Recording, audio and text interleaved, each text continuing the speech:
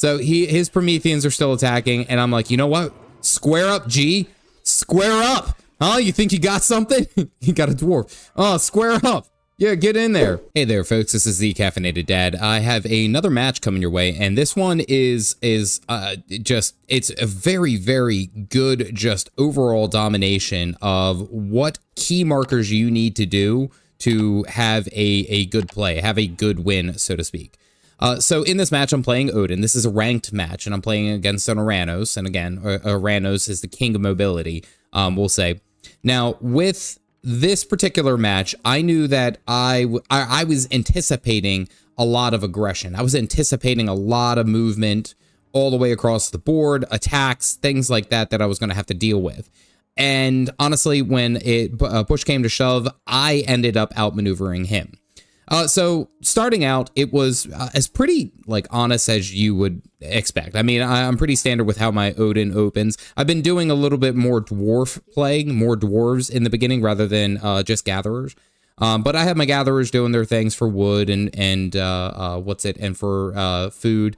I have 2 and then 3 over here. I'll get a 4th one and go up to 15 out of 15. The Oranos is just, you know, going along, chucking along, building his citizens and stuff like that. What I've really learned to be a lot better during my matches is actually setting up to be more so strategic. Stop the outward expansion early. And I found out, and now I'm sure that as you get higher into the ranks, there's going to be more and more people who are capable of handling that and are planning for that. But in my earlier matches, I'm like, I really need to focus on shutting down their expansion, shutting down their movements, and especially Oranos. Oranos is going to be difficult to contain, but opening up, we have our Heimdall. I love Heimdall. Heimdall will forever be like my go-to. I know Freya is good. I'm not good with her. Let me put it that way. So I make a little mistake here, and I just want to point this out. I got all my villagers over here. I meant to grab like 3 or 4 of them and put them over onto wood, and it took me, I don't know, like an extra 30 seconds to realize that. So once I actually realize it, I end up pulling them off and getting them over there because I'm like, why don't I have any wood? Oh, okay, now I actually can get it. I go around and pick up some relics. Just taking a look of where my opponent is. He's already scattered out the majority of this area. He's going, again, pretty standard. He went with the pickaxe upgrade, which I thought for Gaia that would have been a little bit better, but for Oranos, I guess that was his play. He just wanted to go with Oranos. Gaia has a reduction to the costs, if I'm not mistaken. So anyway, pumping out villagers, scouting about. My thought and my play was to capture this village first, or this settlement first. So I go ahead and build a longhouse. I'm trying to save up as much as I can to go ahead and get that set up so that I can get that early. And this will be a good point of contention. I'll build some towers. Again, Heimdall and towers. Early on, the towers are so strong, and Heimdall does such a great job of being able to deal with it. So he's going for the survival equipment. Okay, pretty fair, pretty basic. But again, I'm still recruiting units, and my first thought is, bam, let's go ahead and build this settlement. Now, I don't realize at what point he actually ends up seeing this, because he still hasn't seen me. He still doesn't know that I've scouted this out. And even at this point, he's only got a temple. Like, he doesn't even have any kind of military producing buildings. I'm already up and running as far as my longhouse is concerned. I have quite a few villagers. He's still got 5 more than me, which is, I guess that says something. So I'm getting the medium upgrade for the infantry, just so that they're already a little bit stronger. And again, I was anticipating more movement and more aggression. I actually, in hindsight, I don't even think this guy even used a sky passage. Did he not use a sky? I don't think he used a sky passage at all in this game. Oh my goodness. Well, we go ahead and I immediately get the settlement, and then I go for the safeguard, which allows me to build what do you call them? The towers a lot sooner. He sees that I have this. He has no idea that I have the town center, although I imagine he can assume that I would. So he's got a lot of materials, and he still hasn't built. I mean, he went for the tower upgrade, which is great, more protection, but he still hasn't built any kind of unit producing buildings. I mean, we're already 7 minutes into the match. And you look at the army, I have 19 to his 2. And again, and this is probably where scouting would have done a little bit better and a little bit more concerted. If I were to scout over here and see that he doesn't have a lot of unit producing buildings, I could have even played more aggressively and stopped this, because he eventually gets this settlement here. But taking a look, I go ahead and toss up a tower right next to this, just so that we can start mining away. I have my food villagers taking out this elephant, because elephant has, 900 food. It's a crazy amount. I go ahead and get my Great Hall. He's going for the Promethean upgrade, I believe. Yeah, he's going for the Promethean upgrade, and it's just straight into Promethean. 6 Prometheans. And it looks like he finally got he finally got up a couple of military barracks and 2 counter barracks. Am I counting 2? Where's the second one? Oh, okay. Yeah, 2 barracks, 2 counter barracks. And now he's looking for like that push, that aggressive push. And he's already like most of the way built for his settlement. So I at that point, I'm just like, all right, I don't know that. I'm still building units. I get the Rig Stula, I get the upgrades, and I start chunking out some throwing axemen, because again, throwing axemen are they're just absolutely awesome everywhere they go. Catch this lone citizen out here, and I'm like, all right, well, let me just take him out. Okay, cool. And then I move off because I was anticipating him to be here for this settlement. But at this rate, he had just finished it. Not just like a second too soon, he finished it. So in that sense, I was like, all right, let me go and check. Let me go and see if I can't cheekily get this guy. But now he runs away. And so I'm like, all right, we'll just go ahead and get out. I send my raiding cavalry over here to check these 2 gold mines. Because again, if I can limit on the amount of gold mines he actually uses or has the ability to use, you can greatly stifle play. Send the Raven Cavalry. They're over here for this gold mine. We're looking to just be kind of a pain, honestly. So I go for the medium cavalry upgrades. I'm getting villagers. I'm getting some more throwing axemen, and then some more raiding cavalry. But all in all, I'm like, we're doing pretty good. So I send my Raven over here, and he picks up this guy. And I'm like, you know what? Let me go ahead and move this while these units are recruiting. Let me go ahead and send these guys in here, see if I can't get close. And he sniffs it out like immediately and runs away. Like he was looking right there. I was like, oh, that's unfortunate. Okay, so I send this back, but look, I'm a jerk. I really am. I just set up a watchtower right here. Good luck, buddy.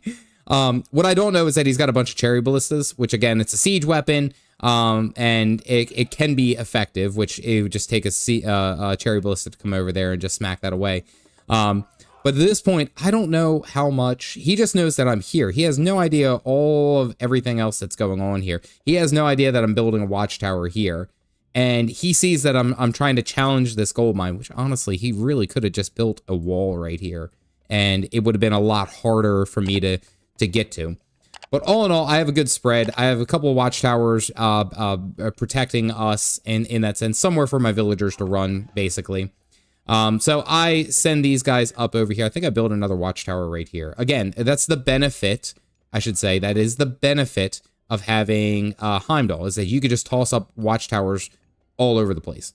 All sorts of watchtowers. You just toss them up. Yeah, see, there you go. Right there. You send up a watchtower. It's able to attack at a distance.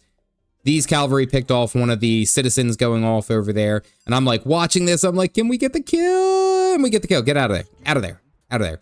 Don't want to deal with that. So my watchtower goes up. I have another group of cavalry over here to protect, prepare for an attack. I'm getting some armory upgrades. I'm getting a bunch of hair seers because I saw that Promethean army. And I'm like, all right, we gotta get some of these guys over here ready to attack. Send in the cavalry just to see if I can pick off some stuff. And this is like an absolute show, because at this very moment that I was attacking is when he's moving forward with 7 Prometheans and then 6 cherry ballistas, 1 Murmillo. And at this point, I have, what's it? I think I have, how many horses do I have over here? I have 6 cavalry right here. And they're just, even though these guys have survival equipment, they're just ripping these guys to shreds. We could get a couple of attacks back and forth. I see this attack a little late, and I lose all my berserks before they can even land any damage, that was unfortunate. But I have a decent amount of units here in the back.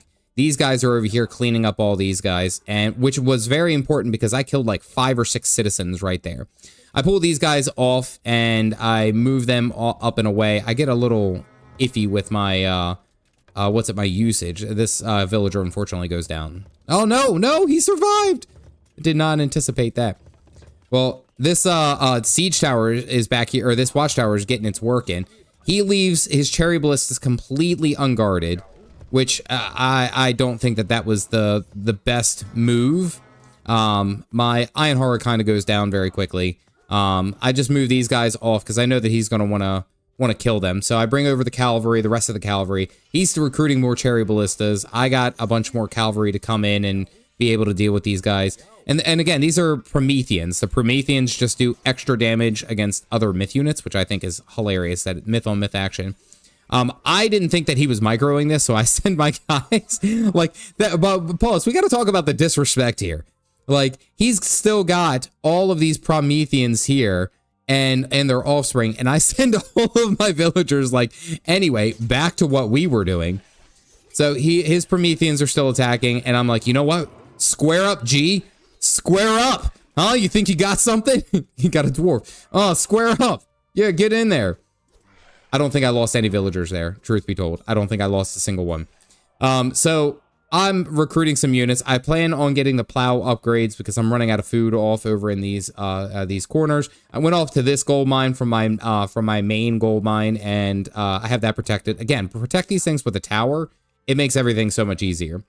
Now, taking a look at where he's at this point, he still has some people over here working this gold mine, and he hasn't touched this one, but he's seen this. Honestly, if I were him, I would have come over here immediately and cleared this out with these cherry ballistas, because I think, what's the range? Where's their distance? 17. I think towers by default 4 to 18. So they may have been able to do it. I sent a couple axemen over there just to see if I can push them off. But then I realized that he's building a bunch of towers, and again, Heimdall, and we have undermine. So I rebuild my tower here. I have my units kind of cooling off right now, and I'm going into Njord. I love Njord. Njord is fantastic. I mean, Walking Woods is just so strong. The Mountain Giant is a lot of fun. So I'm recruiting some units. I'm building some longhouses, and we get a little bit of a stall here. So I have my raiding cavalry come over, and I check out, and I was like, oh man. But it's all nothing but cherry ballistas. At this point, it is nothing but cherry ballistas, and he uses a shockwave. But the problem is that his cherry ballistas they have next to nothing as far as hack armor, and my guys have pierce armor, right? Okay, we're gonna stand under the towers. Yeah, let's go ahead and get an undermine over here. Completely devastating. This was such a smart play. I loved it. I felt so smart doing it. He pulls off the villagers to fight, so we wipe off all the cherry ballistas, and he's microing pretty well. He goes for the hero upgrade. I don't know if I even get a kill here, but I lose all my cavalry. He loses his towers, and I'm like, that was unfortunate. We move into Njord, and into the heroic age, and I'm like, all right, I want to attack this point because he's not bothering to do anything here. I'm just going to focus on that because look, again, over here, he's not touched this gold mine. He's leaving it be, he's seeding it, I should say. And this is going to be his primary gold mine because I imagine his main gold mine is just about out. So I start tossing up the hill fort. I go into immediately Ring Giver for the Jarls is so good. 20% extra hit points, 1 extra, I believe it's divine damage. No, bonus attack against myth units. We get a little bit of a stall here. I have these guys off over doing their thing. I gather up all these units and I move off as my attack point being off over here. I have the Pegasus running around just checking things out. You get the ballistic upgrade, you get the portable ram. Things start looking pretty good. Little low on food, and I start to notice that, and I'm like, I gotta get more people, farming. I gotta get more people over here building farms and preparing in that direction. So I get the hill fort, and then I get the settlement. At this point, he is still in the heroic or the classic age. He's got catapultes. Again, catapultes are great. However, the trick with cavalry is to never just let them sit in the melee. Never let them just eat melee damage when you can. He's got a couple Murmillos over here, and they move very quickly. but he's got his towers right here. Again, Heimdall, and it's almost off cooldown. It's available in 30 seconds. Like, it just pops up so quickly. I got a couple units that I'm not using right there. I got my Jarls over here. I'm building a couple of siege weapons, and I'm like, all right, we have the advantage. He's not into his heroic age quite yet. So my play right here is to challenge this gold mine. I wanted to challenge this gold mine because then that forces him to make another decision.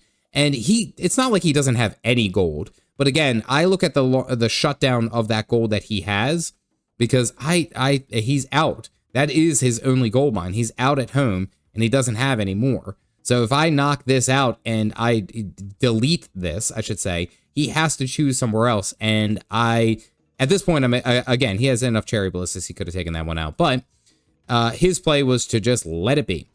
So we move forward. Undermine is back up. I go ahead and send that off. Bam. Down goes the towers. I don't have to worry about anything else. I got my boosted heavy axeman in the background chucking along. I have this guy, my mountain giant, going around doing it. We have a siege, our portable ram right there. I get a couple of Huskarls, and he's immediately going into all the catapulties. The catapulties aren't that strong, and against against infantry. And it's like I have how many hair shears? I have 7 hair shears. I have 11 throwing axemen, and only two Ulf Jarls. Like, I don't know. Catapulties wouldn't have been the way to go. I really think cherry ballistas and maybe murmillos as a front line. That may have been a little bit of a better play, but we move forward, and I'm like, all right, I'm going to toss up a hill fort right here and make this like a bastion. I'm going to do a hill fort and then a tower, and that's going to be my focus. He's finally moving into the heroic age, and he's got a bunch of units coming out. I go for the Vikings so that my raiding cavalry actually produces some gold. The levy longhouses, bronze weapons, and yeah, this thing pops up in no time. So I'm like, boom, we got this. We're prepared. And yeah, things, I mean, it's just like have been catapulted into my favor. Toss up another tower again because they're super cheap. They're very, very cheap. Those towers are so good. And he comes in with an army of murmillos and a catapulties. This was not a smart attack, mainly because these guys have nothing as far as pierce armor. And like, I don't know what his play here was. Even if you did very good damage against this, you don't deal any crush damage. He sends a shockwave. He sends chaos, trying to fight off the inevitable. But we have giant killers. I mean, I have so many throwing axemen that are just like ripping everything to shreds. Bam, bam, bam, bam, bam, bam, bam, bam, bam, bam. And I'm like, all right, now that we have that, let me recover. Let me get everything moving. I had these guys while this was happening. I was trying to set up for more we'll say military or more farming. I go for the horse upgrade. I get a couple more units. I'm getting some Huskarls so that we have a little bit more of a front line because Huskarls, in my opinion, I like. So I use the Walking Woods power to go over here and start dealing with this. I have these guys moving forward. I have the portable rams and then the giant just going off into their own direction. So portable ram, I'm like, all right, let's go attack the town center. This guy, I'm like, let's go ahead and deal with this. I don't know what this portable ram's doing. And he calls it GG right there. I'm just shutting down this gold mine and preventing him from, honestly, it's just one tower. Like, yeah, okay, it's got 800 HP and 50% hack armor, pierce armor, and pretty weak to crush. He only just got into that age, but he had an army of Prometheans that he could have gone over here and wiped this clean. He could have wiped this out, secured this area, build a tower, build a wall. Again, I am Heimdall, I do have Heimdall, so I can be a bit more aggressive on that, but like, there was plays for him to do here, and he knew that I kept challenging that and this gold mine. I mean, you have way too many people on food. Personally, you have 33 on food. Could have played it better, but overall, I came over here, I shut down this gold mine, and that's a GG.